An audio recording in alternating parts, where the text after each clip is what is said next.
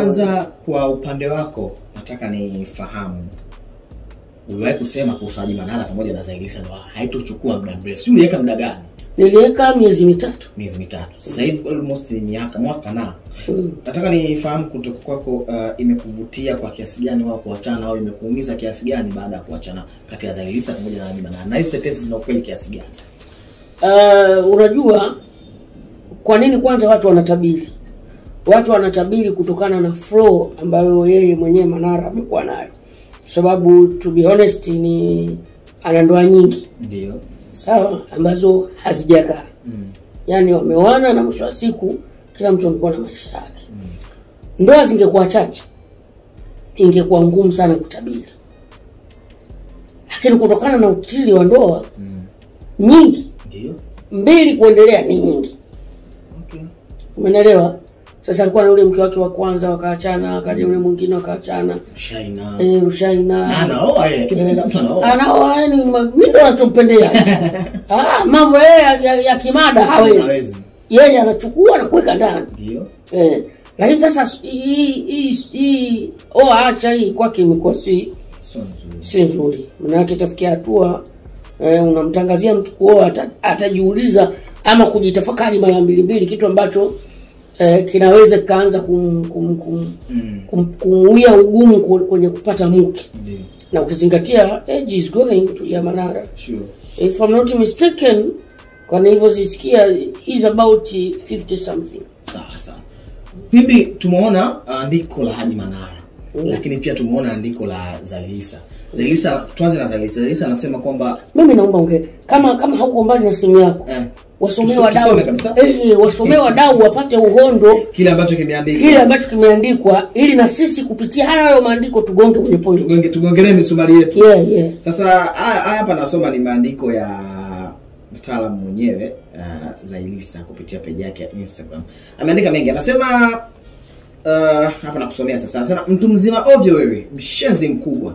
Imetosha sasa. Nimechoka kupretend sasa. Acha tuvuane nguo. Kama ulivyozoea mtoto wa dada yangu amekuja kukaa likizo kwa mapenzi na muda wake wa kuondoka ulipofika ulimzuia. Kumbe ulikuwa unamtongoza, shame on you. Ulikuwa na kazi ya kumshikashika maziwa binti mdogo wa under 18, under 18. Sasa raundi hii umeongea pabaya.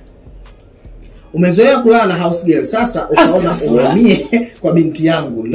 Unamtumia mtoto vya 50 pesa za shilingi 50 vyako akiwa shule ili umlaghai. Kwa taarifa yako, tuna ushahidi wote na driver wako pia anajua kila kitu na tumeambiwa na hatuta kukalia kimya. Kila nikiomba talaka yangu utaki kunipa.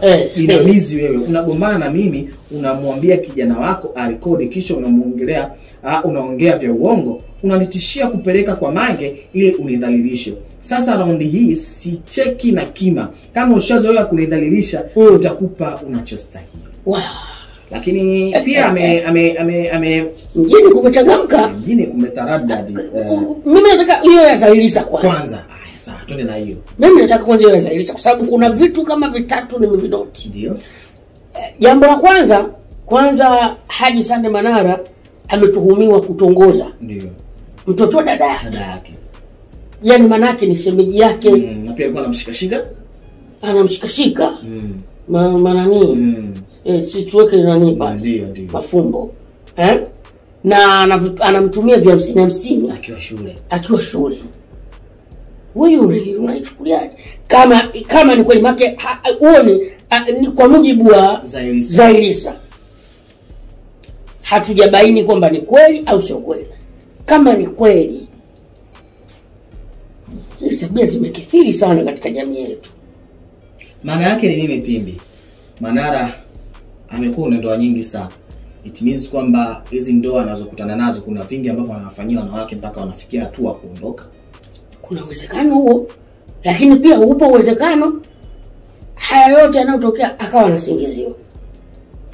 Unajua, hoja sio kuwa na ndoa nyingi tu basi ndio ikawa kigezo kwamba fulani ana matatizo.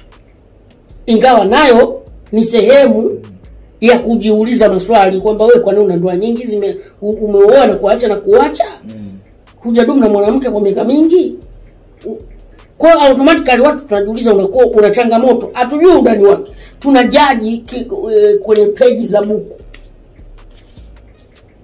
ukurasa ndani hatujaona. Kwa hii inaanza kutuonyesha kwamba ndugu wetu inawezekana ana changamoto na yeye kutembea na house girls. Hiyo namba 2 sasa. Umezoea kutembea na house girls. Sasa kavumilia na anasema mwaka mzima amevumilia, anataka talaka hapo. Shehe wangu kavumilia. Wanawake hao wake zetu wanatuvumilia sana. Hasa imagine kama hizi tuma ni za kweli. Manake Manara anatembea na usigiri zake. Bado kaja mtoto wa dada wa Zailisa kamtongoza na anamtumia vifaa 50. Kaenda shule anamtumia vifaa 50. Lakini kubwa zaidi hilo ni kosa ambayo imeniacha mdomo wazi. Yaani Manara anatengeneza mazingira ya kutaka kuionyesha jamii makosa ya Zailisa. Kama umenoti vizuri kwamba huwa unamwambia kameramani wako tukiwa tunagombana arekodi. Manake nini? Manake yeye Manara kwa mujibu sasa wa Zailisa. Yeye Manara huwa anatengeneza ugomvi makusudi kumrekodi ili kutafuta madhaifu ya Zailisa. Video aitume kwa Mangi. Video aitume kwa Mangi. Na kwa mujibu wa Zailisa inatupatia jawabu kabisa kwamba kumbe hawa ma celebrity huwa video wanazipeleka wao wenyewe kwa Mange. Unajua mwanzo watu walikuwa wanatafakari wajiuliza hizi video Mange anazitoa. Watu wakawa wanasema rafiki wanaokuzunguka na nini, lakini ni hicho kigundua hizi video huwa wanazituma wao wenyewe. Zile za kuvuja zile za mambo ya ndani ambazo huwa zinavuja. Mama celebrity wengi video zao zimevuja. Zile manake kuna mmoja wao anakuwa anavujisha. Trust me. Sio kwamba kuna mtu alishika simu akavujisha wala nini. Kwa mujibu wa Zailisa manake hii michezo ipo. Yeye Zailisa hawezi kukurupuka from nowhere. Manake hii michezo ipo.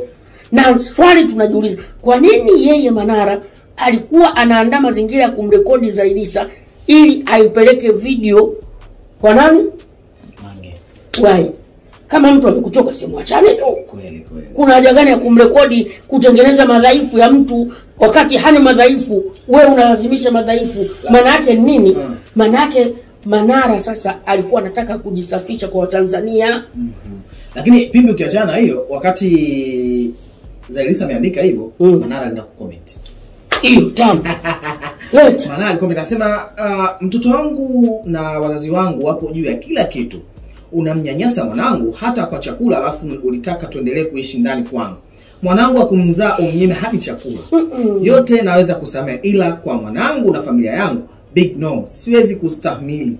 Mange unadhani hana akili, ni baada ya kukulipua unataka huruma kwake. Acha roho mbaya mwanamke. Hawa ni maneno ya Sasa ngoja kwanza kuna kitu. Unajua katika hizi familia sisi tunakaa hivi. Sisi hapa hatupo kwa ajili ya kutetea upande wa Zailisa wala kutetea upande wa Hadisa Manara. Sisi tuna level. Ndio. Na ndo kazi yetu. Ndio. Hatutaki kuwa mashabiki.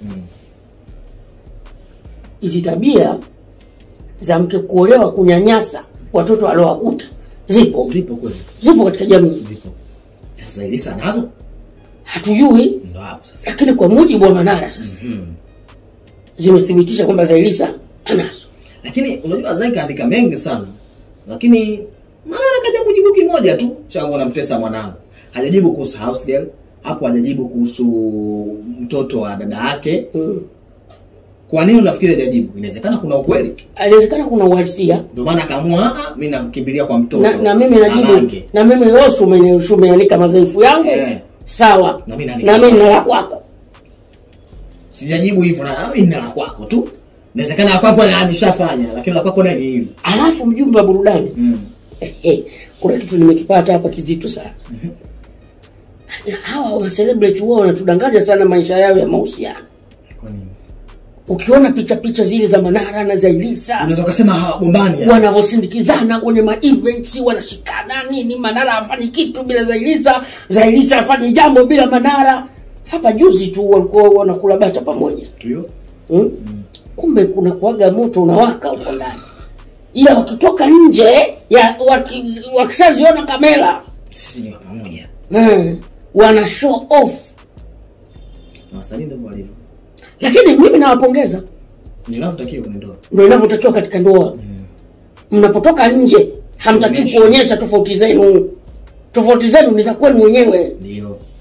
Kwa kwenye hili mimi nawapongeza, lakini haifichi, lazima tuseme ukweli. Ndoa za hawa ma celebrity zina changamoto. Tumalize na hili swala la mwisho pindi kuhusiana na hichi ambacho kimetokea. Kama ni kweli haya alofanya Manara, ameyafanya kweli. Kwa upande wako na comment gani? Lakini kama ni kweli pia Zailisa amefanya hicho alichomfanyia mtoto wa Manara, kwa upande wako na comment gani? Umeongea kitu kizuri sana. Ama umeniuliza swali zuri sana. Kwangu mimi, kwanza Manara ametuthibitishia Zailisa hana makosa mengi. Moja tu. Anakosa hilo moja tu. Kwa maana katika leo yazungumza amezungumza moja. Zailisa kazungumza matatu manne. Zailisa kazungumza kurekodiwa video ya mtume nani Mange. Zailisa kazungumza mtoto wa dada yake aliyekuja akatongozwa anatumiwa vyefu 50. Zailisa kazungumza beki tatu kwamba mshikaji anapita na beki tatu. Tena sio na mabeki tatu wake. Manake huwa anawaajiri mabeki tatu vyuma make sio rahisi. Inawezekana anaajiri vyuma vinaenda show. Sio mchezo. Kwa hiyo kwa kuangalia hili tu, manake hapa ni uthibitisho kabisa kwamba ni kwa haya sasa tunayoona. Maki tunatoa judgment kulingana na tulichokiona kwa Manara na tulichokiona kwa Zailisa. Manara na makosa mengi. Fakti za pimbi zimeshiba na zimenyoka. Mimi naitwa D3 mjumbe wa burudani. Endelea kufuatilia Kajenjere TV kwa sababu kuna mengi ambayo tunakuja kuyazungumzia hapa. Bakia hapo stoke wala usiondoke. Ila ushauri wangu mimi ni kwamba kama mpo kwenye ndoa zaidi ya miaka 3 na bado mnapendana, basi vizuri kukaa chini na kuyasolve yale ambayo yametokea. Sio vizuri kuleta mitandao. Asante, bakia hapo.